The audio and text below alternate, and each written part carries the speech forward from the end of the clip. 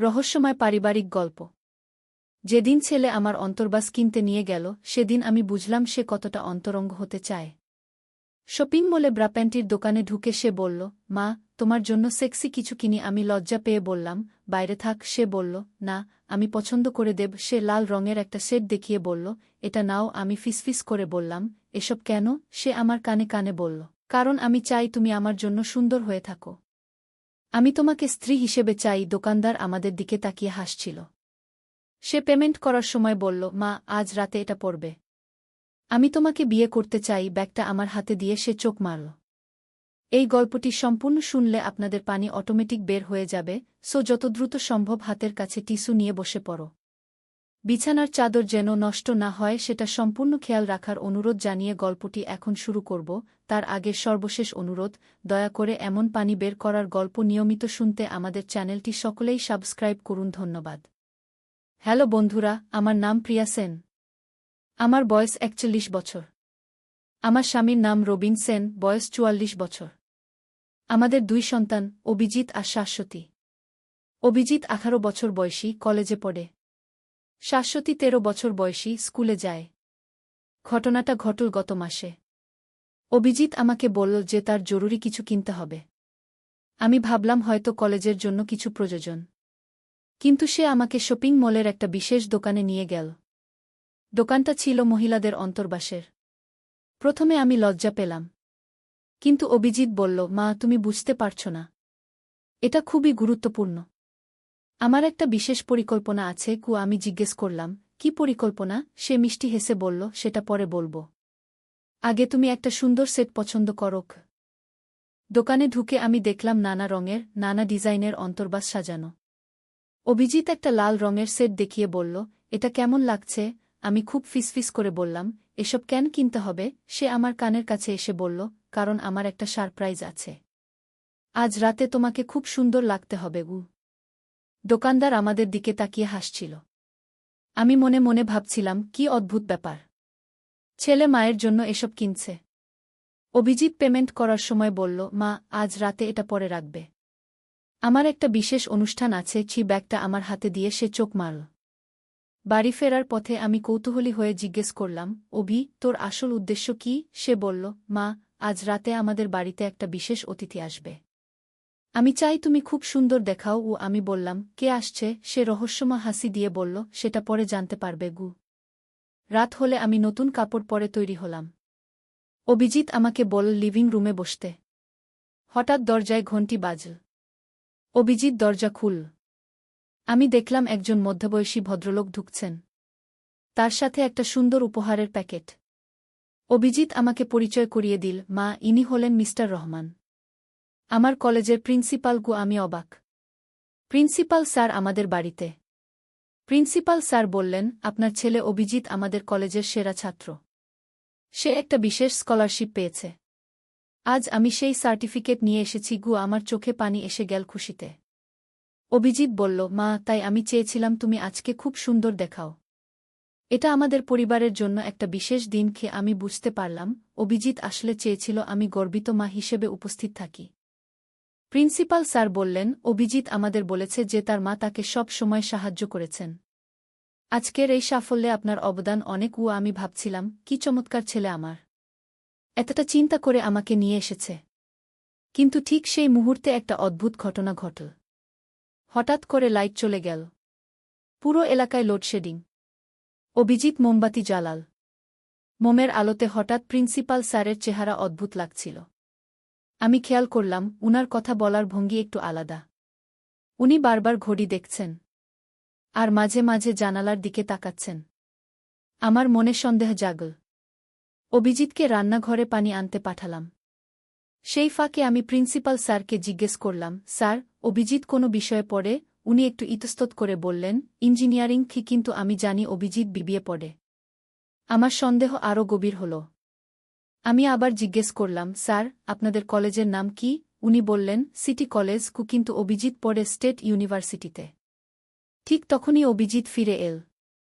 আমি তার চোখের দিকে তাকিয়ে বুঝলাম সে কিছু একটা লুকাচ্ছে। আমি ইশারায় তাকে রান্নাঘরে ডাকলাম। রান্নাঘরে গিয়ে আমি অভিজিৎকে জিজ্ঞেস করলাম, সত্যি কথা বল, ইনি কে? অভিজিৎ প্রথমে এদিক ওদিক করছিল। পরে বলল, মা, আসলে ইনি আমার বন্ধু রাহুলের বাবা। আমি একটা ছোট মিথ্যা বলেছি। আমি বললাম, কেন? অভিজিৎ বলল, মা, আসলে রাহুলের পরিবারে একটা সমস্যা হয়েছে। তার মা গুরুতর অসুস্থ। আজ তারা হাসপাতাল থেকে ফিরেছে। রাহুলের বাবার কোথাও যাওয়ার জায়গা নেই। আমি তাকে আমাদের বাড়িতে কয়েকদিন থাকার জন্য আমন্ত্রণ জানিয়েছি। আমি বললাম, তাহলে মিথ্যা কেন বললি? অভিজিৎ বলল, আমি ভেবেছিলাম তুমি হয়তো রাজি হবে না অপরিচিত কাউকে ঘরে রাখতে। তাই একটা গল্প বানিয়েছি। আমার মন খারাপ হল। আমি বললাম, তুই আমাকে এতটা কঠিন মনে করিস? অভিজিৎ আমার হাত ধরে বলল, না মা, তুমি অনেক ভালো। আমি শুধু ভুল করেছি। তখন আমি বুঝলাম, আমার ছেলে আসলে অনেক ভালো মনের। সে অন্যের সাহায্য করতে চেয়েছে। আমরা লিভিং রুমে ফিরে গেলাম। আমি রাহুলের বাবাকে বললাম, আঙ্কেল, অভিজিৎ সব বলেছে। আপনি চিন্তা করবেন না। আপনি এখানে যতদিন চান থাকতে পারেন। উনার চোখে পানি এসে গেল। উনি বললেন, আন্টি, আমি জানি না কিভাবে ধন্যবাদ দেব। আমার স্ত্রী হাসপাতালে। আমার কোথাও যাওয়ার জায়গা ছিল না। গিয়ে আমি বললাম, এতে ধন্যবাদের কি আছে? আমরা তো মানুষ। সেই রাতে আমরা অনেক কথা বললাম। রাহুলের বাবা জানালেন যে তার স্ত্রী ক্যান্সারে আক্রান্ত। চিকিৎসা চলছে। অনেক খরচ হয়ে গেছে। তারা এখন অসহায়। পরের দিন সকালে আমি রবিনকে সব বললাম। রবিনও সিদ্ধান্ত নিল যে আমরা রাহুলের পরিবারকে সাহায্য করব। আমরা হাসপাতালে গিয়ে রাহুলের মাকে দেখে এলাম। এভাবে কয়েকদিন কাটল। রাহুলের মায়ের অবস্থা ধীরে ধীরে ভালো হতে লাগল। আমাদের পরিবারের সাথে তাদের পরিবারের একটা গভীর বন্ধুত্ব গড়ে উঠল। একদিন রাহুলের মা সুস্থ হয়ে বাড়ি ফিরলেন। তিনি আমার কাছে এসে বললেন, বোন, তোমাদের সাহায্য না পেলে আমি হয়তো বেঁচে থাকতাম না। আমার চোখে পানি এসে গেল। কিন্তু গল্পের এখানেই শেষ নয়। আরও রহস্য বাকি আছে। রাহুলের মা যখন একদিন আমাদের বাড়িতে এসেছিলেন কৃতজ্ঞতা জানাতে, তখন তিনি আমাকে একটা অদ্ভুত কথা বললেন। উনি বললেন, প্রিয়া, আমি তোমাকে একটা কথা বলি। তোমার ছেলে অভিজিৎ শুধু আমাদের সাহায্য করেনি। সে আমার একটা বিশেষ গোপন তথ্য জানে। আমি অবাক হয়ে জিজ্ঞেস করলাম, কি গোপন তথ্য? রাহুলের মা বললেন, আমি তোমাকে এটা বলি কারণ তুমি আমার মতো একজন মা। আমার স্বামী আসলে একজন গোয়েন্দা। সে সরকারি গোপনীয় কাজে নিযুক্ত। আমার অসুস্থতা আসলে একটা আড়াল ছিল। আমরা একটা বিশেষ মিশনে ছিলাম। আমার মাথা ঝিমঝিম করছিল। আমি বললাম, মানে? উনি বললেন, আমার স্বামী একটা চোরাচালানি চক্রের খোঁজ করছিল। এই এলাকায় তাদের একটা আড্ডাখানা আছে। তোমার ছেলে অভিজিৎ অজান্তে সেই তথ্য দিয়ে সাহায্য করেছে। আমি ভয় পেয়ে গেলাম। আমি বললাম, মানে আমরা বিপদে আছি? রাহুলের মা বললেন, না, বরং তোমরা দেশের সেবা করেছ। সেই চোরাচালানি চক্র এখন ধরা পড়েছে। সেই সন্ধ্যায় রাহুলের বাবা আমাদের বাড়িতে এলেন। এবার তিনি তার আসল পরিচয় দিলেন। উনি বললেন, আমি দেশের গোয়েন্দা বিভাগে কাজ করি।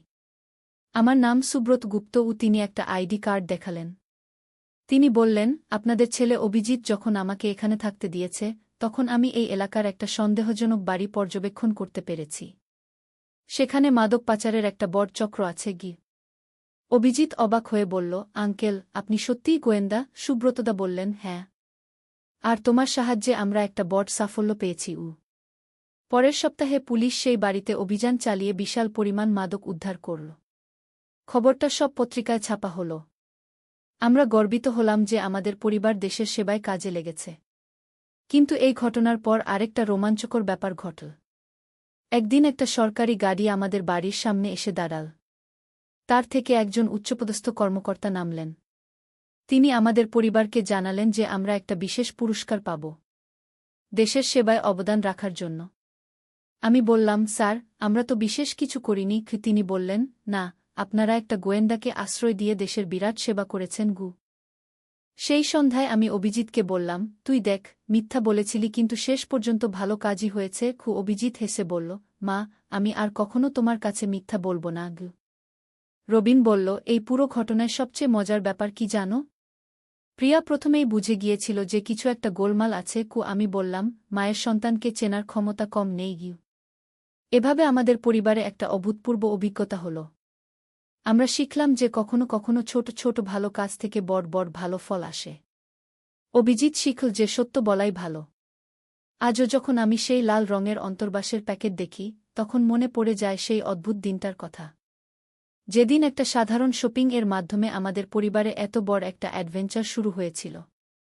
পরে জানতে পারলাম যে সুব্রতদা আমাদের এলাকায় ৩ মাস ধরে গোপনে কাজ করছিলেন। তার স্ত্রীর অসুস্থতা সত্যি ছিল, কিন্তু তিনি সেটাকে কাজে লাগিয়ে আরও গভীরভাবে তদন্ত করতে পেরেছিলেন। আমাদের বাড়ি থেকে তিনি পরের বাড়ির সব কার্যকলাপ পর্যবেক্ষণ করতে পারতেন। সেখানে প্রতিদিন সন্দেহজনক লোক আসা যাওয়া করত। রাতের বেলা ভারী প্যাকেট নিয়ে আসত। একদিন সুব্রতদা আমাকে বললেন, প্রিয়া বোন, তোমার ছেলের কারণে আমি এই কেসটা সমাধান করতে পেরেছি। সে না থাকলে আমার পক্ষে এতদিন এখানে থাকা সম্ভব হতো না। গিয়ে আমি বললাম, আপনিও তো আমাদের অনেক কিছু শিখিয়েছেন গু। শাশ্বতী এই পুরো ঘটনায় খুবই উৎসাহিত হয়েছিল। সে বলল, দিদিভাই, আমিও বড় হয়ে গোয়েন্দা হব। আমি হেসে বললাম, আগে লেখাপড়া শেষ করব। এই ঘটনার পর আমাদের এলাকায় আরও নিরাপত্তা বেড়েছে। সেই চোরাচালানি চক্রের সাথে জড়িত অনেক লোক গ্রেপ্তার হয়েছে। আমাদের এলাকা এখন আরও শান্তিপূর্ণ। সুব্রতদা আর তার স্ত্রী এখন আমাদের পারিবারিক বন্ধু। তাদের ছেলে রাহুল আর অভিজিৎ এখন খুবই ভালো বন্ধু। তারা একসাথে পড়াশোনা করে, একসাথে ঘুরতে যায়। 1 বছর পর সরকার আমাদের পরিবারকে একটা সম্মাননা দিল। সেই অনুষ্ঠানে উপস্থিত ছিলেন অনেক গুরুত্বপূর্ণ ব্যক্তি। আমি সেদিন অভিজিৎকে বললাম, দেখ, সত্য আর ভালো কাজ সবসময় ভালো ফল দেয়। আজ যখন এই গল্পটা বলছি, তখন মনে হচ্ছে সেই দিনটা যেন কাল থেকেই ঘটেছে। সেই শপিং মলের দিনটা থেকে শুরু করে গোয়েন্দাদের সাথে আমাদের পরিচয়, সব কিছুই যেন একটা সুন্দর স্বপ্নের মতো। কিন্তু এটা কোনো স্বপ্ন নয়। এটা আমাদের পারিবারিক জীবনের একটা সত্যিকারের ঘটনা, যেটা প্রমাণ করে যে জীবনে অভাবনীয় সব ঘটনা ঘটতে পারে। আর সেসব ঘটনা থেকে আমরা অনেক কিছু শিখতে পারি। আমাদের এই গল্পটা শুধু একটা পরিবারের নয়, এটা প্রতিটা মানুষের জীবনেই ঘটতে পারে। কখনো আমরা বুঝতেই পারি না যে আমাদের ছোট ছোট কাজগুলো কত বড় প্রভাব ফেলতে পারে। অভিজিৎ এখন আরও পরিণত হয়েছে। সে বুঝেছে যে সত্য বলাই সবচেয়ে ভালো। আর আমি শিখেছি যে সন্তানদের উপর পূর্ণ আস্থা রাখতে হয়। তারা যখন কিছু করে, তার পেছনে নিশ্চয়ই ভালো উদ্দেশ্য থাকে। রবিনও এই ঘটনায় অনেক কিছু শিখেছে। সে বলে, প্রিয়া, তোমার মতো স্ত্রী পেয়ে আমি ধন্য। তুমি না থাকলে আমরা কখনোই এত বড় একটা ভালো কাজে অংশ নিতে পারতাম না। আমি বলি, এটা আমাদের সবার সম্মিলিত প্রচেষ্টার ফল। শাশ্বতী এখন স্কুলে তার বন্ধুদের কাছে এই গল্প বলে। তার টিচাররাও খুশি হয়েছেন এই শুনে যে তাদের ছাত্রীর পরিবার দেশের সেবা করেছে। স্কুল থেকেও আমাদের একটা সম্মাননা দেয়া হয়েছে। সুব্রতদার কাজ এখনও চলমান। তিনি এখন দেশের বিভিন্ন জায়গায় এরকম অপরাধী চক্র খুঁজে বের করার কাজে নিয়োজিত। মাঝে মাঝে তিনি আমাদের বাড়িতে আসেন। তার স্ত্রী এখন সম্পূর্ণ সুস্থ। রাহুল এখন অভিজিতের সাথে একই কলেজে ভর্তি হয়েছে।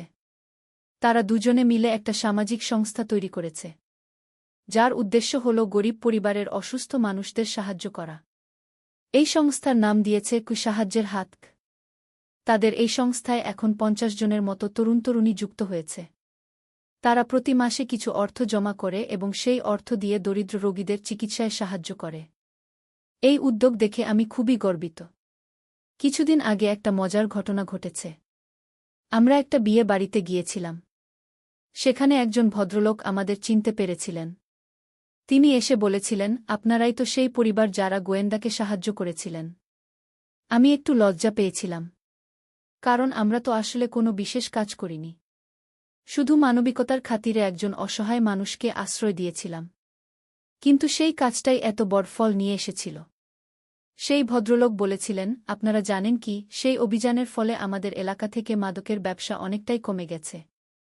আমাদের সন্তানরা এখন নিরাপদ। এই কথা শুনে আমার চোখে পানি এসে গিয়েছিল। আজকাল অভিজিৎ আমাকে বলে, মা, তুমি জানো, সেই দিন আমি যখন তোমাকে শপিং মলে নিয়ে গিয়েছিলাম, তখন আমার মনে কোনো খারাপ চিন্তা ছিল না। আমি শুধু চেয়েছিলাম তুমি সুন্দর দেখাও। আমি হেসে বলি, আমি জানি বাবা, তুই আমার ভালো ছেলে। রবিন মাঝে মাঝে রসিকতা করে বলে, প্রিয়া, তোমার ছেলে এমন একটা কাণ্ড করল যে আমাদের বাড়িতে গোয়েন্দা এসে উঠল। আমরা সবাই হেসে ফেলি, কারণ সেই ঘটনাটা এখন আমাদের পরিবারের একটা মজার স্মৃতি। শাশ্বতী এখন আরও বড় হয়েছে। সে 15 বছর বয়সী। সে প্রায়ই বলে, মা, আমিও বড় হয়ে কোনো সামাজিক কাজ করব। আমি তাকে উৎসাহ দিই। বলি, হ্যাঁ মা, তুই যা করবি তা যেন মানুষের কল্যাণের জন্য হয় গে। এই পুরো ঘটনার পর আমি একটা বিষয় গভীরভাবে উপলব্ধি করেছি। সেটা হলো, জীবনে কখনো জানা যায় না কোনো মুহূর্তে কি ঘটে যাবে। আমরা যে কাজটাকে সাধারণ মনে করি সেটাই হয়তো অসাধারণ ফল নিয়ে আসতে পারে। আর সবচেয়ে বড় কথা হলো, সততা আর মানবিকতার কোনো বিকল্প নেই। আমরা যদি সৎ থাকি, অন্যের কল্যাণে কাজ করি, তাহলে জীবনে ভালো কিছুই ঘটে। আজ যখন আমি এই গল্পটা শেষ করছি, তখন মনে পড়ছে সেই দিনের কথা যখন অভিজিৎ প্রথম আমাকে বলেছিল, মা, আমার একটা সারপ্রাইজ আছে। কি ভেবেছিলাম তখন। কিন্তু শেষ পর্যন্ত সেই সারপ্রাইজ হয়ে উঠেছিল আমাদের পুরো পরিবারের জন্য একটা অবিস্মরণীয় অভিজ্ঞতা। এই গল্পটা আমি আমার মেয়েদের বলি, তাদের সন্তানদের বলব। কারণ এটা শুধু একটা গল্প নয়, এটা জীবনের একটা শিক্ষা। এটা প্রমাণ করে যে ভালো কাজের ভালো ফল হয়। আর পরিবারের সবাই মিলে থাকলে কোনো কিছুই অসম্ভব নয়। সেই লাল রঙের অন্তর্বাসের প্যাকেটটা আমি এখনও রেখেছি। সেটা এখন আমার কাছে শুধু একটা কাপড় নয়, সেটা একটা স্মৃতি। একটা বিশেষ দিনের স্মৃতি, যেদিন থেকে আমাদের জীবনে নতুন একটা অধ্যায় শুরু হয়েছিল। আর সবশেষে বলতে চাই, জীবনটা কত সুন্দর, কত অপ্রত্যাশিত ঘটনায় ভরা। আমরা যদি মন খুলে রাখি, সবার সাথে ভালো ব্যবহার করি, তাহলে জীবন আমাদের কাছে অনেক সুন্দর উপহার নিয়ে আসে। এই হলো আমাদের পারিবারিক গল্প, যেটা শুরু হয়েছিল একটা সাধারণ শপিং দিয়ে আর শেষ হয়েছে একটা অসাধারণ অভিজ্ঞতা দিয়ে। এমনই হয় জীবনে, সাধারণ মুহূর্তগুলোই অসাধারণ হয়ে ওঠে। একদিন আলী সাহেব সোহেলের অফিসে এলেন। সোহেল তাকে দেখে অবাক হয়ে গেল। স্যার, আপনি এখানে? হ্যাঁ সোহেল, তোমার অফিস একবার দেখতে চাইলাম। খুব সুন্দর হয়েছে গু। আলী সাহেব পুরো অফিস ঘুরে দেখলেন, কর্মচারীদের সাথে কথা বললেন। তারপর সোহেলের রুমে এসে বসলেন। সোহেল, তুমি অনেক দূর এসেছ। মনে আছে 7 বছর আগে তুমি যখন আমার অফিসে প্রথম এসেছিলে, চা বানানোর কাজ করতে? হ্যাঁ স্যার, সব মনে আছে ইউ। আমি গর্বিত যে আমি তোমাকে একটা সুযোগ দিয়েছিলাম, আর তুমি সেই সুযোগকে কাজে লাগিয়েছ। জানো সফলতার মূল সূত্র কি?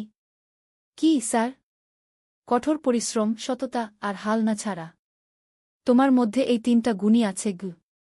সোহেল চোখে জল নিয়ে বলল, আপনি না থাকলে আজ আমি এখানে পৌঁছাতে পারতাম না স্যার। না সোহেল, আমি শুধু একটা দরজা খুলে দিয়েছিলাম। ভেতরে ঢুকে পথ তৈরি করেছ তুমি নিজে গু। আলী সাহেব চলে যাওয়ার আগে বললেন, আমার একটা বড় প্রজেক্ট আছে, একটা 20 ফ্লোর বিজনেস টাওয়ার। আমি চাই তুমি এই প্রজেক্টে আমার সাথে পার্টনার হও। 50-50। রাজি? সোহেল অবাক হয়ে গেল। এত বড় প্রজেক্ট? স্যার, আমার কি যথেষ্ট সামর্থ্য আছে? আছে, আমি বিশ্বাস করি। সোহেল রাজি হয়ে গেল। এটা তার জীবনের সবচেয়ে বড় প্রজেক্ট হবে। 50 অধ্যায়, বড় চ্যালেঞ্জ। 20 ফ্লোর বিজনেস টাওয়ারের কাজ শুরু হল। এটা সোহেলের জীবনের সবচেয়ে বড় চ্যালেঞ্জ। প্রজেক্টের বাজেট প্রায় 10 করোড় টাকা। সোহেলকে 5 করোড় টাকা ইনভেস্ট করতে হবে। সোহেল তার সব সঞ্চয়ে, ব্যাংক লোন আর কিছু ইনভেস্টর থেকে টাকা জোগাড় করল। এটা একটা বিশাল ঝুঁকি। যদি প্রজেক্ট ব্যর্থ হয়, সব শেষ। মিনা চিন্তিত ছিল। সোহেল, এত বড় ঝুঁকি নেওয়া ঠিক হবে? মিনা, জীবনে বড় কিছু করতে হলে ঝুঁকি নিতে হয়। আমি এই সুযোগ হাতছাড়া করতে চাই না গিয়ে। কিন্তু যদি কিছু ভুল হয়? ভুল হবে না।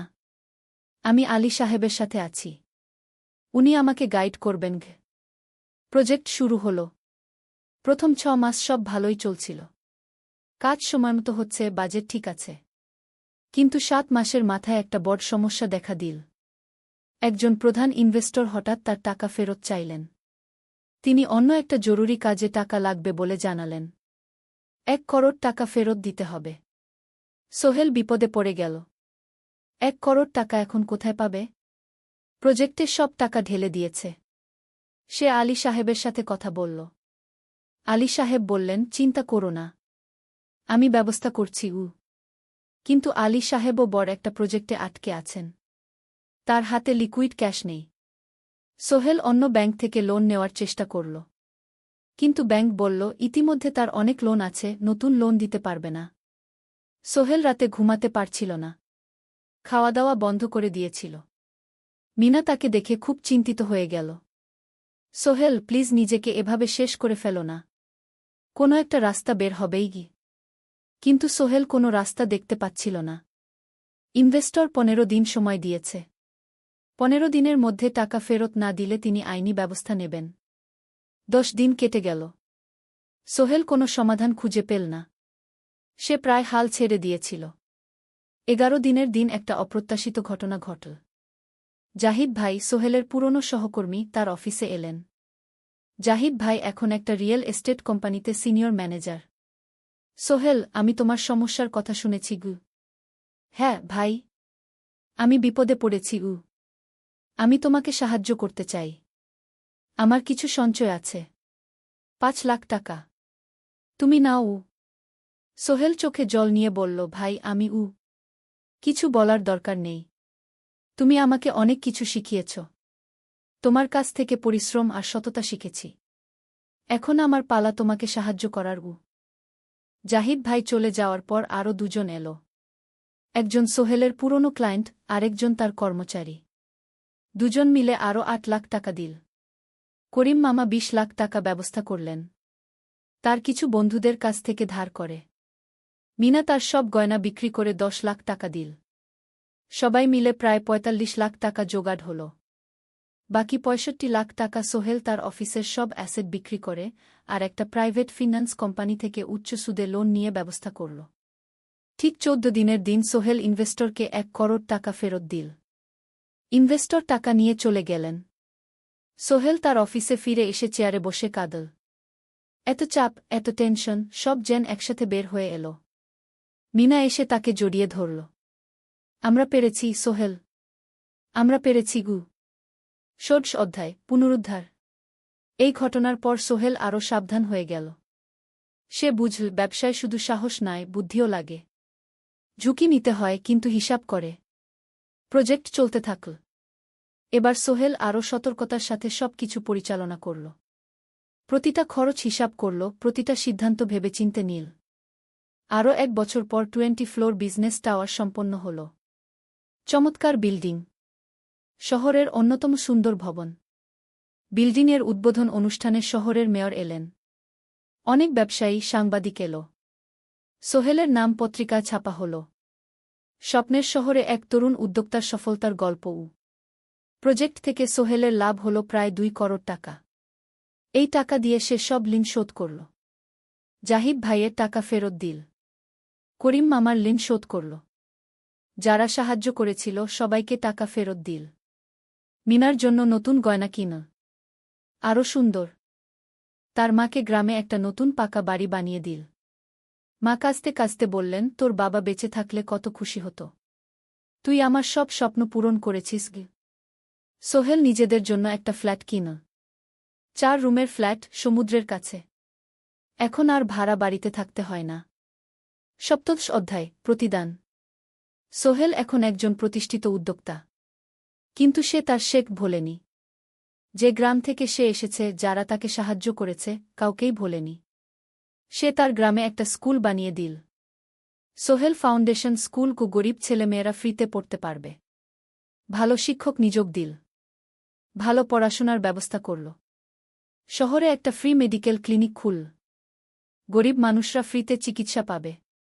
প্রতি বছর 10 জন মেধাবী কিন্তু গরিব ছাত্রছাত্রীকে স্কলারশিপ দেওয়া শুরু করল। তারা বিনামূল্যে পড়াশোনা করতে পারবে। একদিন একটা টিভি চ্যানেল সোহেলের ইন্টারভিউ নিতে এলো। আপনার সফলতার গোপন সূত্র কি? সোহেল একটু ভেবে বলল, কঠোর পরিশ্রম, সততা আর হাল না ছাড়া। এই 3টা জিনিস যদি কারো মধ্যে থাকে, সে যে কোনো কিছু অর্জন করতে পারে। আর সবচেয়ে বড় কথা, যারা আমাকে সাহায্য করেছে তাদের ছাড়া আমি কিছুই না। একা কেউ সফল হতে পারে না গি। আপনার পরবর্তী স্বপ্ন কি? আমি চাই আরও মানুষকে সাহায্য করতে। আমার মতো যারা গ্রাম থেকে শহরে আসে তাদের জন্য একটা ট্রেনিং সেন্টার খুলব। তারা সেখানে বিভিন্ন স্কিল শিখতে পারবে, চাকরি পাবে, নিজের পায়ে দাঁড়াতে পারবে। অষ্টাদশ অধ্যায়, নতুন প্রজন্ম। আরও 5 বছর কেটে গেল।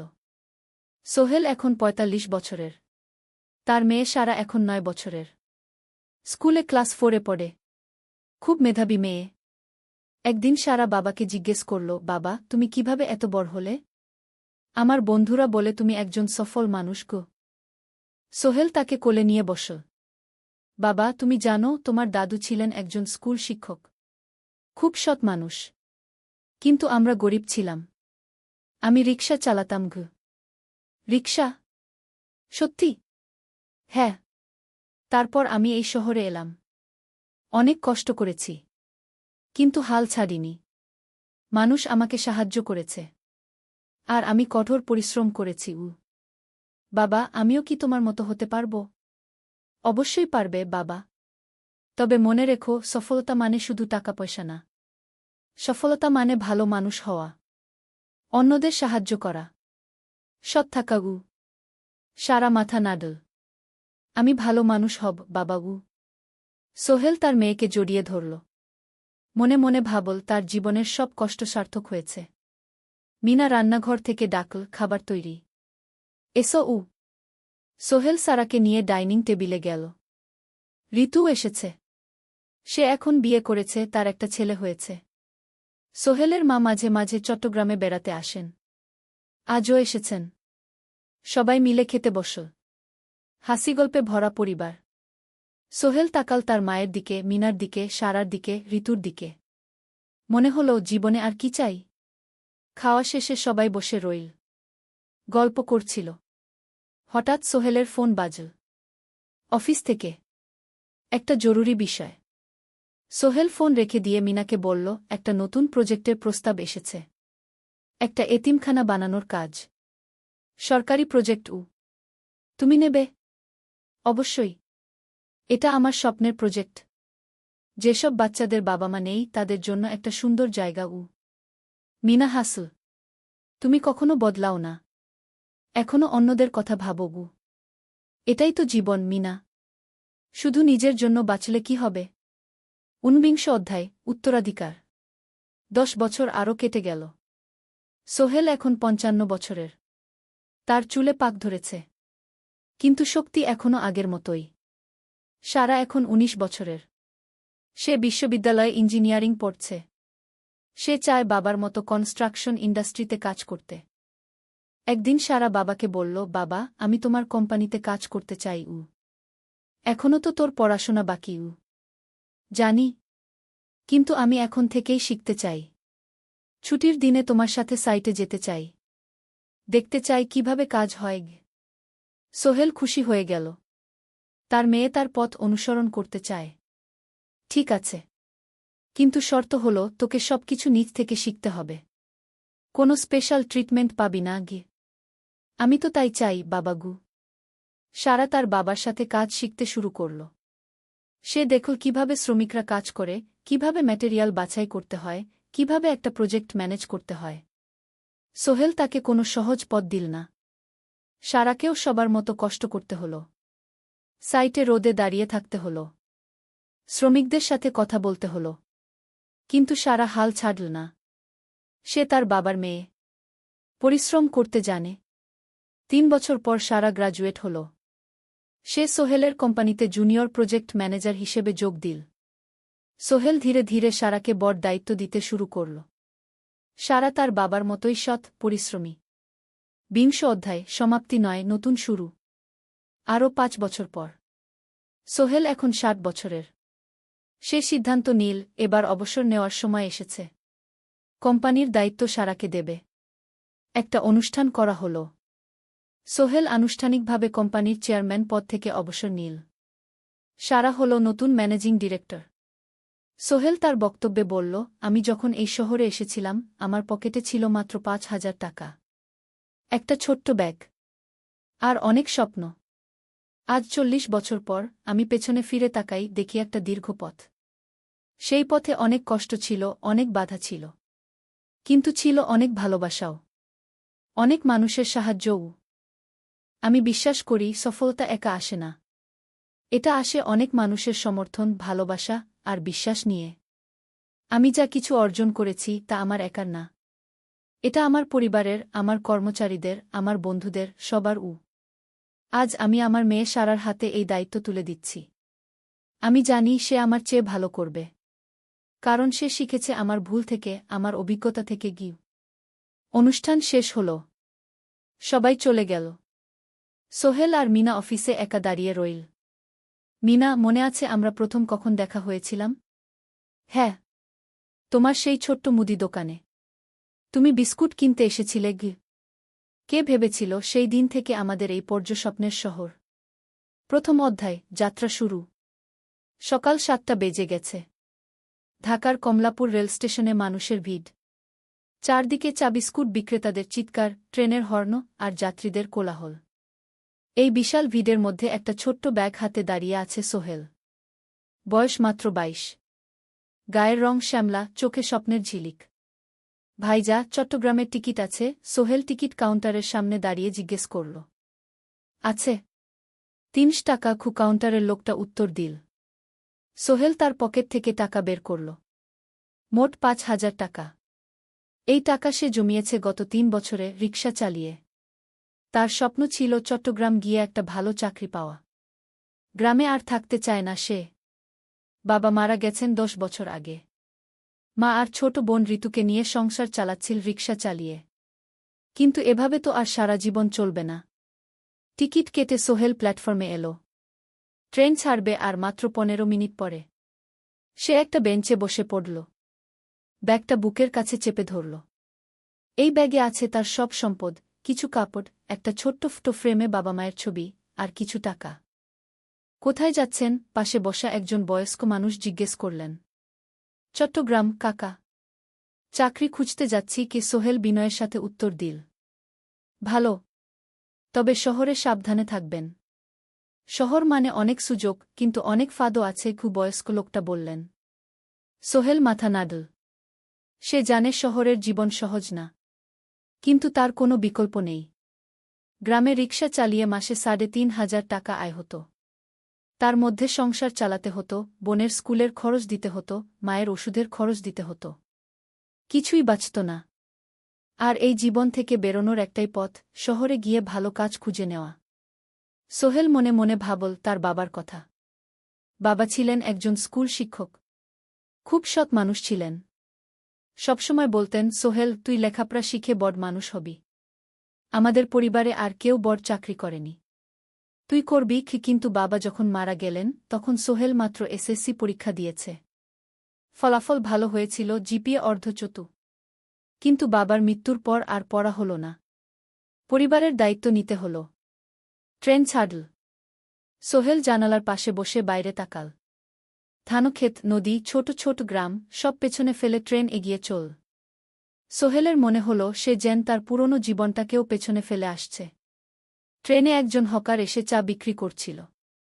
সোহেল একটা চা কিনল। ১০ টাকা। চা খেতে খেতে সে ভাবছিল, চট্টগ্রাম পৌঁছে কি হবে? করিম মামা তাকে সাহায্য করবেন তো? চাকরি পাওয়া যাবে তো? করিম মামা আসলে সোহেলের খুব দূর সম্পর্কের মামা। সোহেলের দাদির বোনের ছেলে। অনেক বছর আগে গ্রাম ছেড়ে চট্টগ্রামে চলে গিয়েছিলেন। সেখানে একটা কনস্ট্রাকশন কোম্পানিতে কাজ করেন। বছরে একবার দুবার গ্রামে আসতেন। গত বছর যখন এসেছিলেন তখন সোহেলের মাকে বলেছিলেন, সোহেলকে চট্টগ্রাম পাঠান। আমি একটা কাজের ব্যবস্থা করে দেব। সেই কথাতেই ভরসা করে সোহেল আজ এই যাত্রা। দ্বিতীয় অধ্যায়, নতুন শহর। চট্টগ্রাম পৌঁছাতে প্রায় ৬ ঘণ্টা লেগে গেল। দুপুর ১টা বাজে। সোহেল স্টেশন থেকে বের হয়ে শহরের রাস্তায় দাঁড়াল। কি বিশাল শহর! এত গাড়ি, এত মানুষ। চারদিকে উঁচু উঁচু বিল্ডিং, দোকানপাট, মানুষের ভিড়। সোহেল কিছুক্ষণ দাঁড়িয়ে থাকল, সব কিছু দেখতে দেখতে। তার মনে হচ্ছিল সে যেন অন্য কোনো পৃথিবীতে এসে পড়েছে। তার পকেটে একটা ছোট্ট কাগজ আছে। সেখানে লেখা একটা ঠিকানা, করিম মিয়া, বাড়ি নং ২৩, রোড নং ৫, আগ্রাবাদ, চট্টগ্রামকে। সোহেল একটা রিকশা ডাকল। কত নেবেন আগ্রাবাদ যেতে? ৫০ টাকা। সোহেল রিকশায় উঠল। রাস্তার দুধারে দোকান, মার্কেট, অফিস, সব কিছু দেখতে দেখতে সে অবাক হয়ে গেল। এত বড় শহর, এত কিছু! গ্রামের সেই ছোট্ট বাজারের সাথে কোনো তুলনাই হয় না। প্রায় আধা ঘণ্টা পর রিকশা একটা পুরনো বাড়ির সামনে থামল। ৩ তলা বাড়ি, কিন্তু রং উঠে গেছে।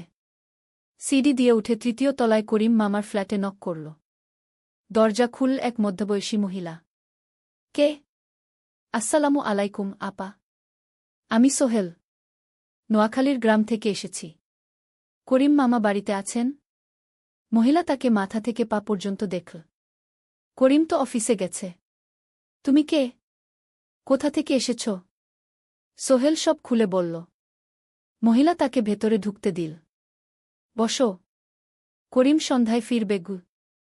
ফ্ল্যাটটা ছোট। 2টো রুম, একটা ছোট্ট রান্নাঘর আর একটা বাথরুম। কিন্তু সোহেলের কাছে খুব সুন্দর লাগল। গ্রামের সেই টিনের ঘরের চেয়ে তো অনেক ভালো। মহিলা তার নাম জানাল সালমা। করিম মামার স্ত্রী। তাদের 2টো ছেলে, একজন ক্লাস 8-এ পড়ে আরেকজন ক্লাস 5-এ। খেয়েছ? সালমা আপা জিজ্ঞেস করল। না আপাগু। অপেক্ষা করো। ভাত আছে, মাছ আছে। খাও। সোহেল প্রথমে রাজি হতে চাইল না, কিন্তু খুব খিদে পেয়েছিল।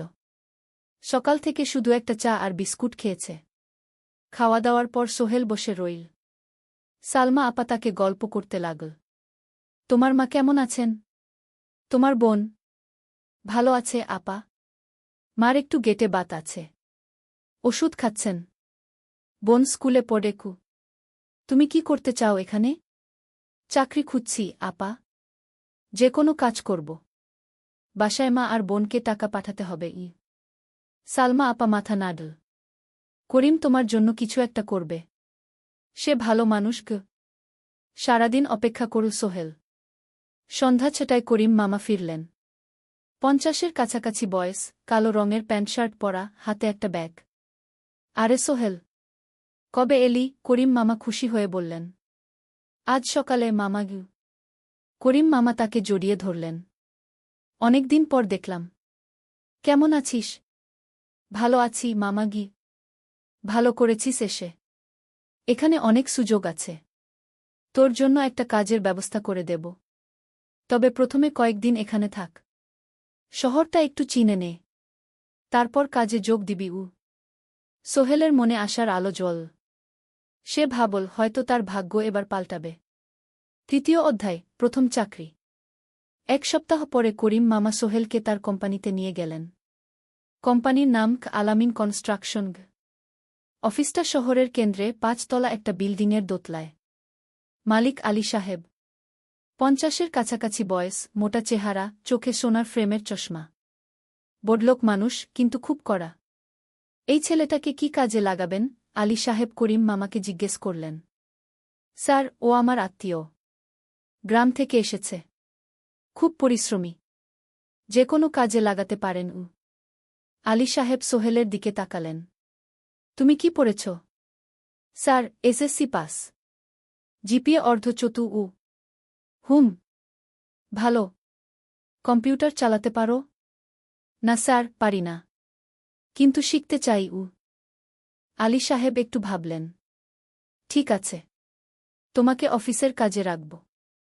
ফাইল গুছানো, চা বানানো, কাগজপত্র নিয়ে যাওয়া, না এসব। মাসে 5,000 টাকা। রাজি আছো? জি স্যার। সোহেল খুশি হয়ে গেল। 5,000 টাকা। রিকশা চালিয়ে 3,500 পেত। এখানে 5,000। কাজ শুরু হলো পরদিন থেকে। সকাল 8টায় অফিসে যেতে হয়, ফিরতে হয় সন্ধ্যা 7টায়। প্রথম দিন সোহেল ঘুম থেকে উঠল ভোর 5টায়। তৈরি হয়ে 7:30টায় অফিসের উদ্দেশ্যে বের হল। করিম মামার বাড়ি থেকে অফিস প্রায় 5 কিলোমিটার। বাসে যেতে হয়। অফিসে পৌঁছে সোহেল দেখল সেই প্রথম আলী সাহেব এখনো আসেননি। অফিস খোলা ছিল না। 8-10 মিনিট পর একজন লোক এসে অফিস খুল। তুমি নতুন? জি। আমি সোহেল গু। আমি জাহিদ, অ্যাসিস্ট্যান্ট ম্যানেজার। এসো। জাহিদ ভাই সোহেলকে সব কিছু দেখাল। অফিসে মোট 6 জন কর্মচারী। 2 জন ইঞ্জিনিয়ার, একজন অ্যাকাউন্ট্যান্ট, একজন অ্যাসিস্ট্যান্ট ম্যানেজার, জাহিদ ভাই, একজন রিসেপশনিস্ট, আর এখন সোহেল। সোহেলের কাজ শুরু হলো চা বানানো দিয়ে। তারপর অফিস পরিষ্কার করা, ফাইল গুছানো, কাগজপত্র এক জায়গা থেকে আরেক জায়গায় নিয়ে যাওয়া। কাজ কঠিন না, কিন্তু সারাদিন দৌড়ঝাঁপ করতে হয়। দুপুরে খাবারের জন্য আধা ঘন্টা বিরতি। সোহেল একটা ছোট হোটেলে গিয়ে ভাতরাল তরকারি খেল। 50 টাকা। সন্ধ্যায় অফিস বন্ধ হল। সোহেল ক্লান্ত হয়ে বাসায় ফিরল। কেমন লাগল প্রথম দিন? করিম মামা জিজ্ঞেস করলেন। ভালো মামা। অনেক কিছু শিখলাম গ। প্রথম মাসের শেষে সোহেল বেতন পেল ৫,০০০ টাকা। সে ৩,০০০ টাকা মাকে পাঠাল। মা ফোনে কাঁদতে লাগলেন। আল্লাহ তোকে ভালো রাখুক সোহেল। সোহেলের চোখেও জল এল। তার মনে হল সে একটা বড় কাজ করতে পেরেছে। চতুর্থ অধ্যায়, শহরের জীবন। ৩ মাস কেটে গেল। সোহেল এখন শহরের সাথে মিশে গেছে। প্রতিদিন অফিসে যাও আসার পথে সে দেখে হাজারো মানুষের জীবন। কেউ সফল, কেউ ব্যর্থ, কিন্তু সবাই চলছে নিজের পথে। সোহেল অফিসের কাজের পাশাপাশি কম্পিউটার শেখার চেষ্টা করছে। অফিসে একটা কম্পিউটার আছে। যখন কেউ ব্যবহার করে না, তখন সোহেল একটু একটু শিখার চেষ্টা করে।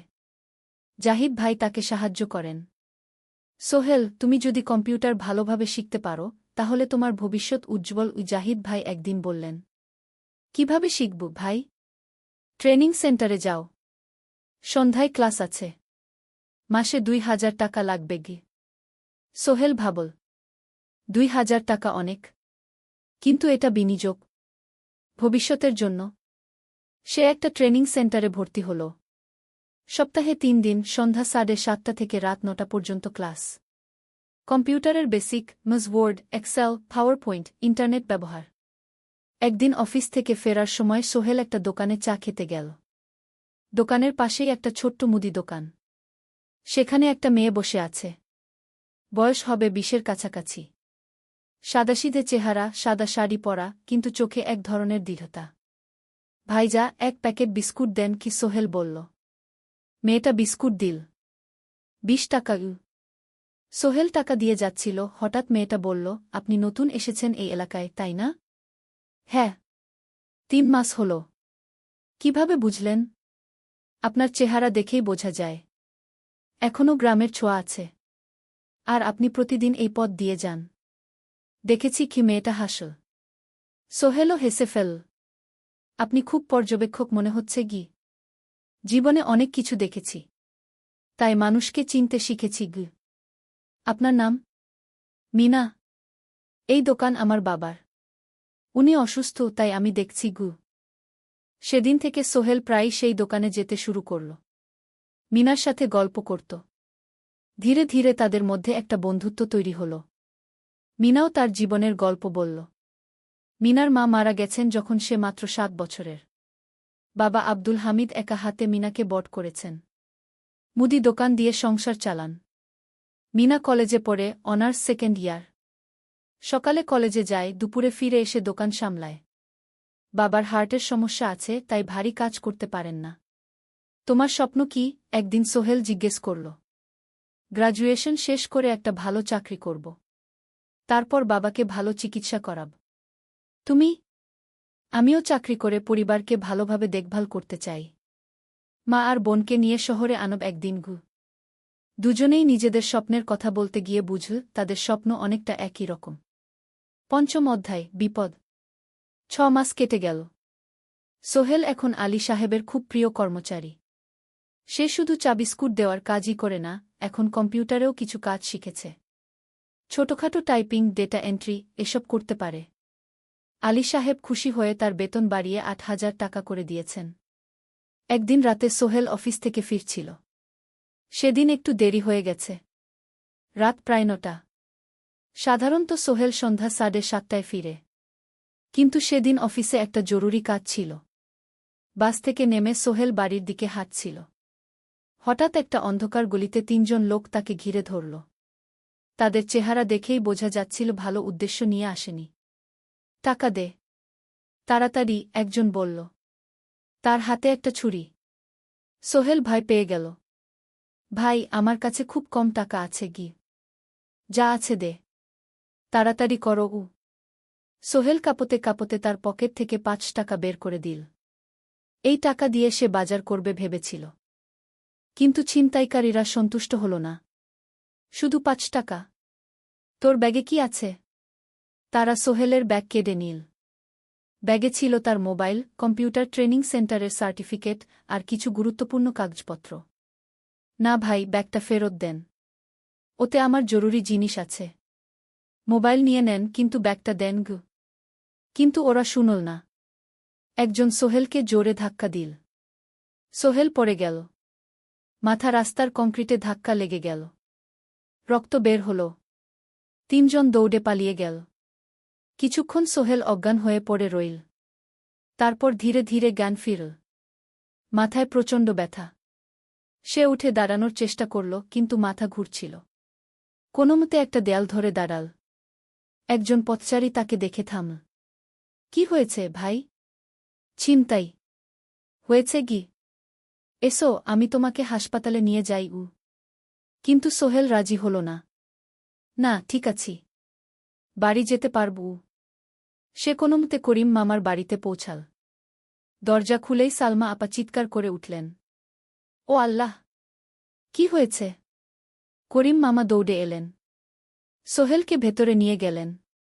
তার মাথায় জল ঢেলে রক্ত পরিষ্কার করলেন। ক্ষতটা বেশ গভীর।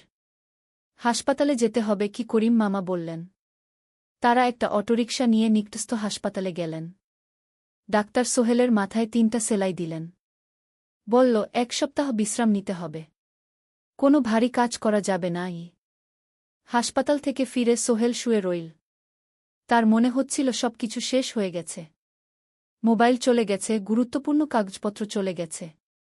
এখন 1 সপ্তাহ অফিস করতে পারবে না। পরদিন সকালে করিম মামা আলী সাহেবকে ফোন করে সব জানালেন। আলী সাহেব বললেন, ঠিক আছে, সোহেল ভালো হয়ে এলে আসবে, চিন্তার কিছু নেই গি। মিনা যখন এই খবর শুনল, সে সন্ধ্যায় সোহেলকে দেখতে এলো করিম মামার বাড়িতে। সাথে এনেছিল কিছু ফল। কি হয়েছিল? মিনা চিন্তিত গলায় জিজ্ঞেস করল। সোহেল সব বলল। মিনা রেগে গেল। এই শহরে এখন অনেক অপরাধ বেড়ে গেছে। পুলিশ কিছু করে না। তুমি পুলিশে রিপোর্ট করেছ? না। লাভ নেই। তবুও করা উচিত। তোমার মোবাইলটা হয়তো খুঁজে পাওয়া যাবে গি। করিম মামা সোহেলকে নিয়ে পুলিশ স্টেশনে গেলেন। জেনারেল ডায়েরি করলেন। কিন্তু পুলিশ খুব একটা আশা দিল না। দেখি কিছু করা যায় কিনা গু। সোহেল বুঝল মোবাইল আর ফিরবে না। সেই 1 সপ্তাহ সোহেলের জীবনের সবচেয়ে কঠিন সময় ছিল। সে শুধু শারীরিকভাবেই ক্ষতিগ্রস্ত হয়নি, মানসিকভাবেও ভেঙে পড়েছিল। প্রতিরাতে দুঃস্বপ্ন দেখত। সেই 3 জন ছিনতাইকারীর মুখ ভুলতে পারছিল না। মিনা প্রায় প্রতিদিন আসত। তাকে সাহস দিত। তুমি হাল ছেড়ো না সোহেল। জীবনে এরকম খারাপ সময় আসে, কিন্তু এটা কাটিয়ে ওঠাই হলো আসল বীরত্ব। সোহেলের মা গ্রাম থেকে ফোন করতেন। করিম মামার মোবাইল থেকে। তুই ভালো আছিস তো? সোহেল মাকে সব সত্যি বলেনি। শুধু বলেছে, হ্যাঁ মা, ভালো আছি। একটু জ্বর হয়েছিল। এখন ভালো। 1 সপ্তাহ পর সোহেল আবার অফিসে গেল। আলী সাহেব তাকে দেখে খুশি হলেন। কেমন আছো? ভালো আছি স্যার। ঠিক আছে, তবে প্রথম কয়েকদিন হালকা কাজ করবে গু। সোহেল আবার কাজে মন দিল। কিন্তু একটা জিনিস তাকে খুব কষ্ট দিচ্ছিল, তার মোবাইল নেই। মায়ের সাথে কথা বলতে পারছে না নিয়মিত। করিম মামার মোবাইল চাইতে সংকোচ লাগে। একদিন জাহিদ ভাই তাকে ডাকলেন। সোহেল, আমার একটা পুরনো মোবাইল আছে, তুমি ব্যবহার করো? না ভাই, আমি নাও, আমার কাজে লাগছে না, তুমি রাখো গু। সোহেল কৃতজ্ঞতায় প্রায় কেঁদে ফেল। ধন্যবাদ ভাই। মোবাইল পেয়ে সোহেল প্রথমেই মাকে ফোন করল। মা খুব খুশি হলেন। এতদিন ফোন করিসনি কেন? মা, মোবাইলটা নষ্ট হয়ে গিয়েছিল, নতুন নিয়েছি। মায়ের গলায় স্বস্তি ফুটে উঠল। 6ষ্ঠ অধ্যায়, নতুন সুযোগ। আরও 3 মাস কেটে গেল। সোহেল পুরোপুরি সুস্থ হয়ে গেছে। তার জীবন আবার স্বাভাবিক হয়ে এসেছে। সে এখন কম্পিউটার ট্রেনিং শেষ করেছে, সার্টিফিকেট পেয়েছে। কিন্তু একটা ঘটনা তার জীবনে বড় পরিবর্তন নিয়ে এলো। একদিন সকালে আলী সাহেব তাকে ডাকলেন। সোহেল, বসো। সোহেল বসল। মনে একটু ভয় লাগছিল। আলী সাহেব কি তাকে বকবেন? সোহেল, তুমি তো এখন কম্পিউটার চালাতে পারো? জি স্যার, একটু একটু শিখেছি। ভালো। আমি তোমার কাজ দেখছি। তুমি খুব পরিশ্রমী আর সৎ। আমাদের কোম্পানিতে এরকম মানুষের দরকার গু। সোহেল কিছু বুঝতে পারছিল না। আমি তোমাকে একটা সুযোগ দিতে চাই। আমাদের কোম্পানি একটা ট্রেনিং প্রোগ্রাম চালু করছে নতুন কর্মচারীদের জন্য। 6 মাসের কোর্স। কম্পিউটার অ্যাকাউন্টিং, ভবন নির্মাণের হিসাব নিকাশ, প্রজেক্ট ম্যানেজমেন্ট সব শিখবে। কোম্পানি সব খরচ দেবে। ট্রেনিংয়ের সময় তোমার বেতনও চলবে। রাজি আছো? সোহেল বিশ্বাস করতে পারছিল না। স্যার, সত্যি? আমাকে এত বড় সুযোগ দিচ্ছেন? হ্যাঁ। তুমি ভালো ছেলে, পরিশ্রমী। আমি তোমাকে এগিয়ে দিতে চাই। ভবিষ্যতে তুমি এই কোম্পানির একজন গুরুত্বপূর্ণ কর্মচারী হবে। সোহেল কৃতজ্ঞতায় প্রায় কেঁদে ফেল। ধন্যবাদ স্যার। আমি কঠোর পরিশ্রম করব। আমি জানি। সেদিন সন্ধ্যায় সোহেল মিনার দোকানে গেল। মিনাকে খবরটা দিল। মিনা খুব খুশি হল। তার চোখে জল এসে গেল। তুমি পারবে সোহেল। আমি জানি। সোহেল তার মা আর বোনকেও ফোন করে খবরটা দিল। মা কাঁদতে লাগলেন। তোর বাবা বেঁচে থাকলে কত খুশি হতো। ট্রেনিং শুরু হলো পরের মাস থেকে। প্রতিদিন সকালে 3 ঘন্টা ক্লাস, তারপর বাকি সময় অফিসের কাজ। ক্লাসে 5 জন নতুন কর্মচারী। সবাই তরুণ, উৎসাহী। শিক্ষক ছিলেন একজন অভিজ্ঞ ইঞ্জিনিয়ার। নাম রহিম স্যার। তিনি খুব ভালোভাবে সব কিছু বুঝাতেন। কম্পিউটার অ্যাকাউন্টিং, এক্সেলে জটিল ক্যালকুলেশন, প্রজেক্টের বাজেট তৈরি, সময় ব্যবস্থাপনা সব। সোহেল পুরো মনোযোগ দিয়ে শিখতে লাগল। সন্ধ্যায় বাড়ি ফিরে প্র্যাকটিস করত। করিম মামার ছেলের কাছ থেকে একটা ল্যাপটপ ধার নিত কখনো কখনো। 6 মাস পরে ট্রেনিং শেষ হল। সবাই সার্টিফিকেট পেল। আলী সাহেব একটা অনুষ্ঠান করলেন। সোহেল সেরা পারফর্মার হিসেবে একটা বিশেষ পুরস্কার পেল, 5,000 টাকা বোনাস। আলী সাহেব ঘোষণা করলেন, সোহেল, আজ থেকে তুমি আমাদের জুনিয়র অ্যাকাউন্ট অ্যাসিস্ট্যান্ট। তোমার বেতন 15,000 টাকা। সোহেল অবাক হয়ে গেল। 8,000 থেকে 15,000, প্রায় দ্বিগুণ। সেদিন রাতে সোহেল ঘুমাতেই পারল না।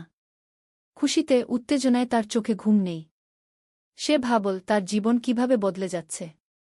2 বছর আগে যে রিকশা চালাত, আজ সে একটা নামকরা কোম্পানির অ্যাকাউন্ট অ্যাসিস্ট্যান্ট। 7ম অধ্যায়, প্রেম ও প্রস্তাব। 1.5 বছর হয়ে গেল সোহেলের চট্টগ্রাম আসার। সে এখন একজন সফল যুবক। তার মা গ্রামে খুব খুশি। প্রতি মাসে সোহেল 10,000 টাকা পাঠায়। ছোট বোন ঋতু এখন কলেজে ভর্তি হয়েছে সোহেলের পাঠানো টাকায়। মায়ের চিকিৎসাও ভালোভাবে হচ্ছে। মিনার সাথে সোহেলের সম্পর্ক এখন আর শুধু বন্ধুত্ব নয়। দুজন দুজনকে ভালোবাসে। কিন্তু কেউ কাউকে সরাসরি বলার সাহস পায়নি। প্রতিদিন দেখা হয়, গল্প হয়, কিন্তু সেই একটা কথা বলা হয়ে ওঠে না। একদিন শুক্রবার ছুটির দিন। সোহেল মিনাকে বলল, আজ কি একটু ঘুরতে যাবে? কোথায়? পতেঙ্গা বিচ। তুমি কি কখনো গেছ? না। কিন্তু আমার দোকান। শুক্রবার। তোমার বাবা সামলাবে। মিনা রাজি হয়ে গেল। দুপুরে দুজনে বাস নিয়ে পতেঙ্গা গেল। সমুদ্র দেখে মিনা অবাক হয়ে গেল। কি সুন্দর! দুজনে বালিতে বসল। ঢেউয়ের শব্দ শুনতে শুনতে গল্প করছিল। হঠাৎ সোহেল বলল, মিনা, তোমার সাথে কিছু বলার ছিল। বলো। সোহেল একটা লম্বা শ্বাস নিল। তুমি জানো, আমি তোমাকে ভালোবাসি। মিনা হাসল। তার চোখ ভিজে গেল। জানি। আমিও তোমাকে ভালোবাসি সোহেল। সোহেল অবাক হয়ে গেল। সত্যি? হ্যাঁ। অনেকদিন ধরেই জানি। তুমি আমার জীবনে এসে সব কিছু বদলে দিয়েছ। তোমার সাথে থাকলে আমার মনে হয় আমি যে কোনো কিছু করতে পারব। দুজনে কিছুক্ষণ চুপ করে বসে রইল। সমুদ্রের ঢেউ এসে পায়ে লাগছিল। সূর্য পশ্চিমে ঢলে পড়ছে। আকাশ লালকুমলা হয়ে গেছে। কিন্তু আমার বাবার সাথে কথা বলতে হবে, কি মিনা বলল। আমি তৈরি। যখন বলবে তখন বলব। পরের সপ্তাহে সোহেল মিনার বাবার সাথে কথা বলল। আব্দুল হামিদ সাহেব প্রথমে একটু দ্বিধা করলেন। তুমি কোনো পরিবারের ছেলে? তোমার বাবা কি করতেন? সোহেল সব সত্যি বলল। তার বাবা ছিলেন স্কুল শিক্ষক। মারা গেছেন 10 বছর আগে। মা গ্রামে থাকেন। ছোট বোন কলেজে পড়ে। তুমি নিজে কি করো? আমি আলামিন কনস্ট্রাকশন কোম্পানিতে জুনিয়র অ্যাকাউন্ট অ্যাসিস্ট্যান্ট। মাসে 15,000 টাকা বেতন। আব্দুল হামিদ সাহেব ভাবলেন। তারপর বললেন, দেখো মিনা আমার একমাত্র সন্তান। তার মা নেই। আমি একা তাকে বড় করেছি। আমি চাই মিনা একজন ভালো ছেলের সাথে বিয়ে হোক। তুমি দেখতে ভালো ছেলে মনে হচ্ছে। কিন্তু আমাকে তোমার মায়ের সাথে দেখা করতে হবে। তোমার পরিবারকে জানতে হবে। জি আঙ্কেল, আমি ব্যবস্থা করছি। সোহেল খুশিতে আটখানা। সে সেদিন রাতেই তার মাকে ফোন করল। মাকে সব বলল। মা প্রথমে অবাক হলেন। তারপর খুশি হলেন। মিনা মেয়েটা কেমন? খুব ভালো মা।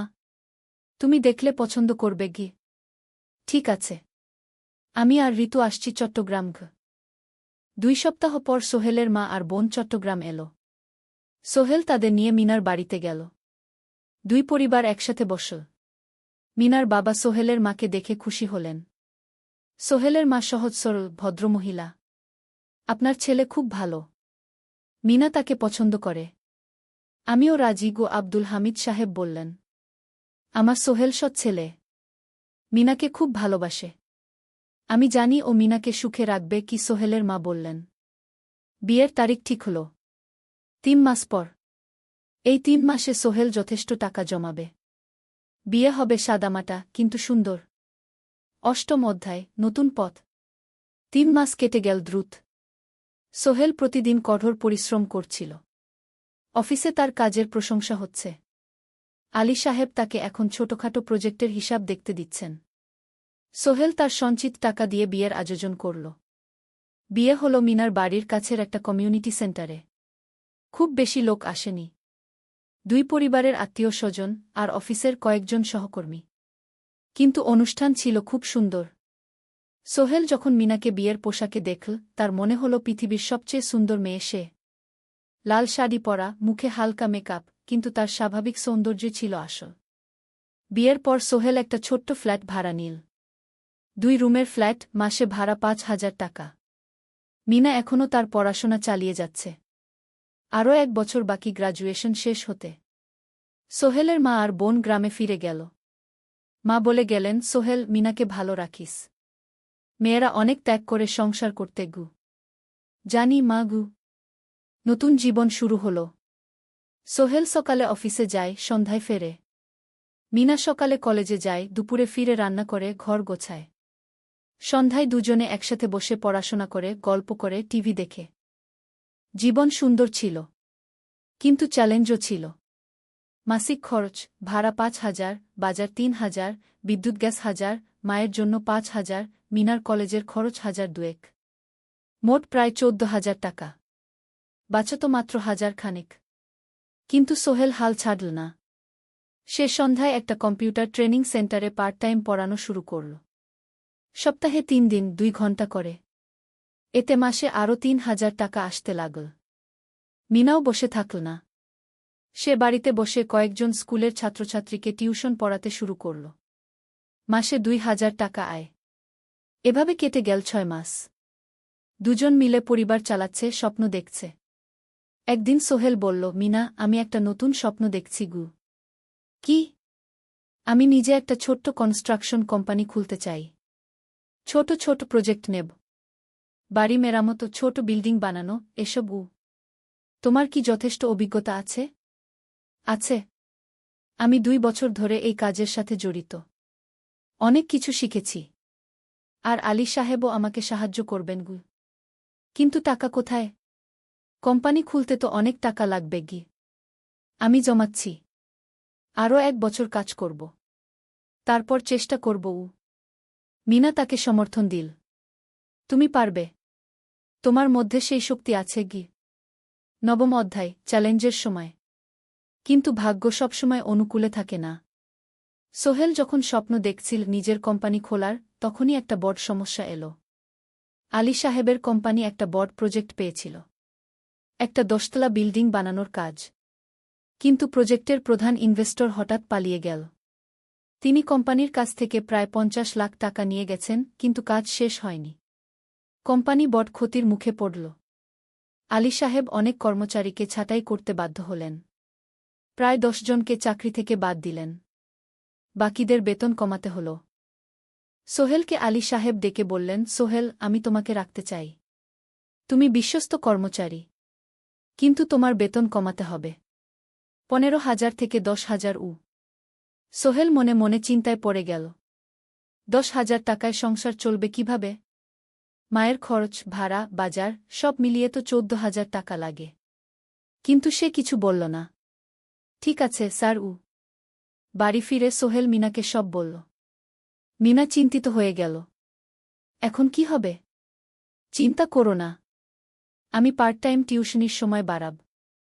আর তুমিও বেশি করে টিউশন নাও। কিন্তু আমার তো পড়াশোনাও আছে গি।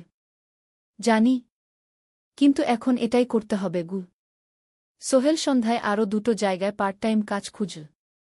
একটা দোকানের সন্ধ্যায় হিসাব দেখার কাজ পেল, মাসে 2,000 টাকা। আরেকটা জায়গায় সপ্তাহান্তে কম্পিউটার রিপেয়ারের কাজ পেল, মাসে 1,500 টাকা। মিনাও 3 জন নতুন স্টুডেন্ট নীল টিউশনে। তার আয় বাড়ল 2,000 থেকে 3,500-এ। কঠিন সময় ছিল। সোহেল সকাল 8টায় অফিসে যেত, সন্ধ্যা 6টায় ফিরত। তারপর একটু বিশ্রাম নিয়ে 7:30টায় বের হতো পার্ট টাইম কাজে। রাত 10টায় বাড়ি ফিরত। রবি-সোমবার কম্পিউটার রিপেয়ারের কাজ। মিনাও সকালে কলেজে যেত, দুপুরে ফিরে রান্না করত, তারপর বিকেলে টিউশন পড়াত।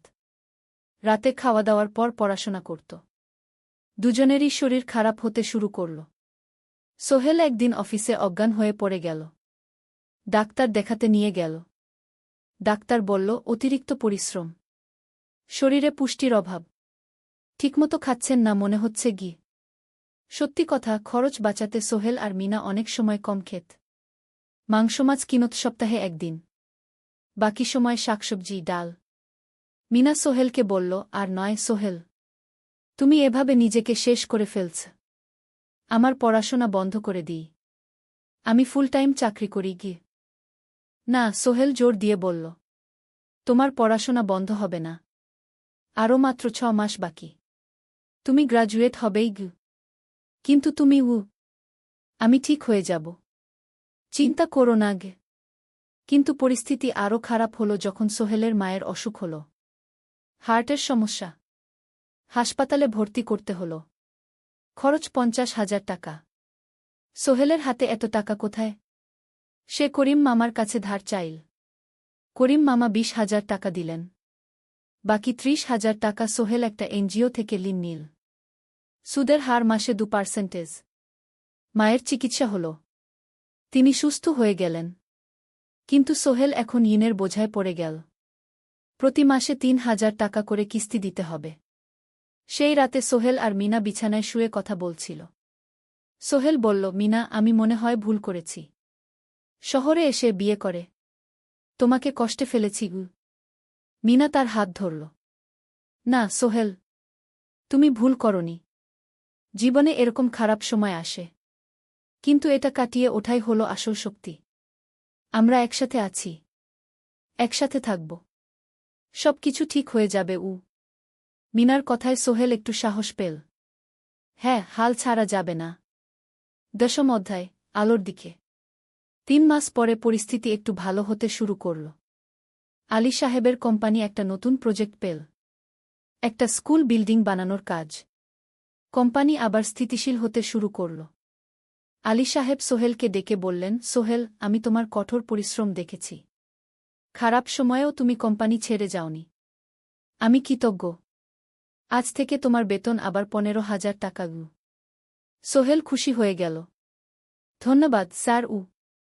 মিনাও গ্রাজুয়েশন শেষ করল, ভালো ফলাফল করল। সে এখন চাকরি খুঁজছে। একদিন মিনা একটা প্রাইভেট স্কুলে শিক্ষিকার ইন্টারভিউ দিতে গেল। ইন্টারভিউ ভালো হল, তাকে নিযোগ দেওয়া হল। বেতন 12,000 টাকা। সেদিন সন্ধ্যায় দুজনে মিলে একটা ছোট্ট পার্টি করল। একটা বিরিয়ানি কিনল, কোমল পানীয় কিনল। দুজনে মিলে খেল। আমরা পেরেছি সোহেল, মিনা বলল। হ্যাঁ, আমরা পেরেছি গু। এখন দুজনের মিলিয়ে আয় 27,000 টাকা। খরচ চালানোর পর প্রায় 10,000 টাকা বাঁচে। সোহেল এই টাকা দিয়ে লেন শোধ করতে শুরু করল। পার্ট টাইম কাজগুলো ছেড়ে দিল। শরীরের যত্ন নেওয়া শুরু করল। আরও 6 মাস পরে সোহেলের কাছে একটা বড় সুযোগ এল। আলী সাহেব একদিন তাকে ডাকলেন। সোহেল, তুমি কি নিজের ব্যবসা করতে চাও? স্যার, আমি তোমাকে একটা ছোট্ট প্রজেক্ট দিতে চাই। একটা 3 তলা বিল্ডিংয়ের কনস্ট্রাকশন। তুমি ম্যানেজ করবে, আমি শুধু সুপারভাইজ করব। লাভের 50% তোমার গু। সোহেল ভাবল, এটা একটা বড় সুযোগ, কিন্তু ঝুঁকিও আছে। যদি কাজটা ভালোভাবে না হয়? স্যার, আমি চেষ্টা করব, কিন্তু যদি ভুল হয়? ভুল হবে না, আমি তোমার উপর বিশ্বাস রাখছি, তুমি পারবে গু। সোহেল রাজি হয়ে গেল। এই প্রজেক্ট তার জীবনে টার্নিং পয়েন্ট হতে পারে। একাদশ অধ্যায়, স্বপ্ন পূরণের পথে।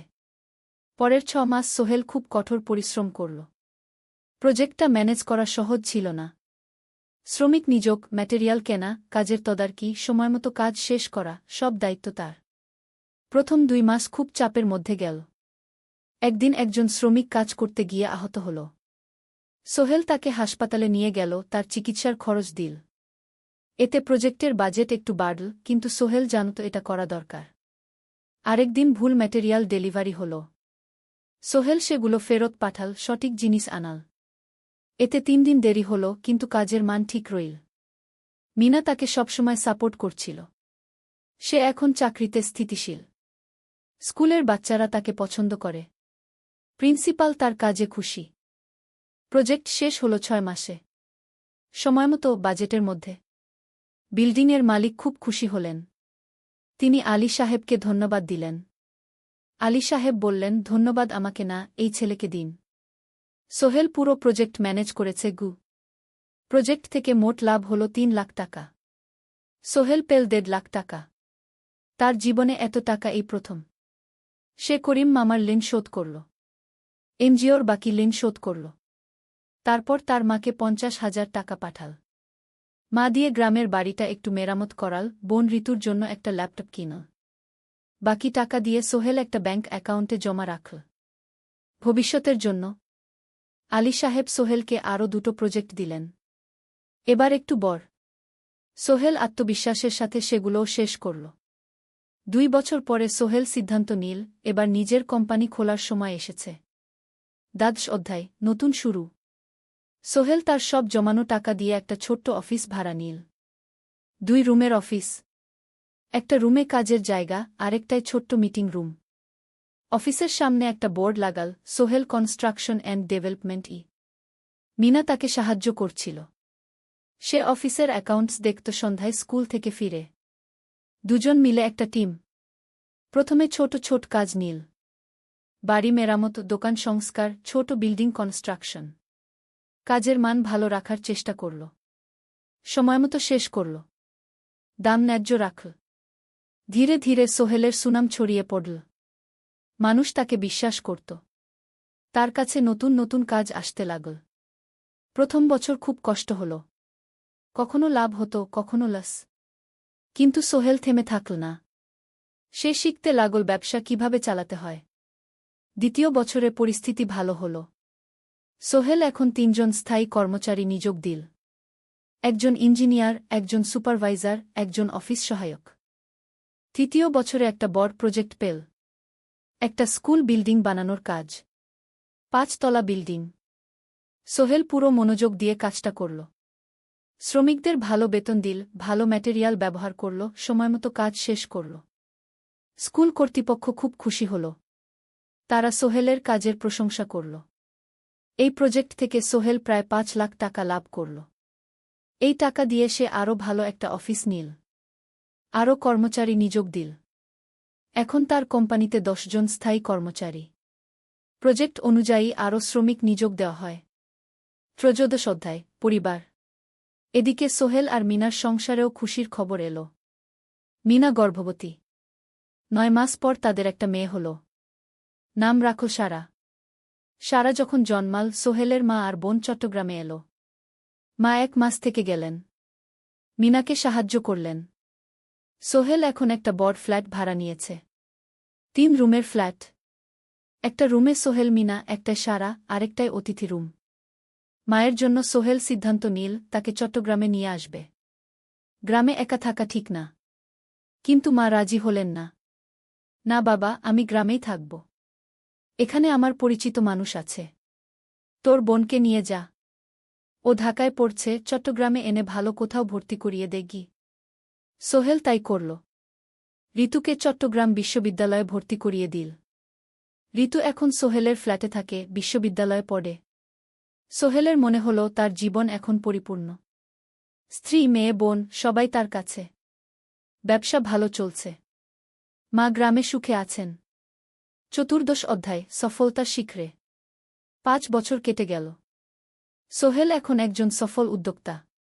তার কোম্পানি কি সোহেল কনস্ট্রাকশন অ্যান্ড ডেভেলপমেন্ট এখন চট্টগ্রামে বেশ পরিচিত। প্রায় 30 জন কর্মচারী তার অধীনে কাজ করে। সোহেল এখন শুধু ছোট প্রজেক্ট করে না, বড় বড় প্রজেক্টও করে। একটা 8তলা বিজনেস কমপ্লেক্স বানানোর কাজ পেয়েছে। একটা হাসপাতাল বিল্ডিং বানাচ্ছে। মিনা এখনও স্কুলে পড়ায়। সে এখন ভাইস প্রিন্সিপাল। সাথে সোহেলের কোম্পানির অ্যাকাউন্টস ম্যানেজার। দুজন মিলে ব্যবসা চালা। সারা এখন 4 বছরের। স্কুলে ভর্তি হয়েছে। খুব চালাক মেয়ে। ঋতু বিশ্ববিদ্যালয় থেকে গ্রাজুয়েট হয়ে একটা ব্যাংকে চাকরি পেয়েছে। একদিন আলী সাহেব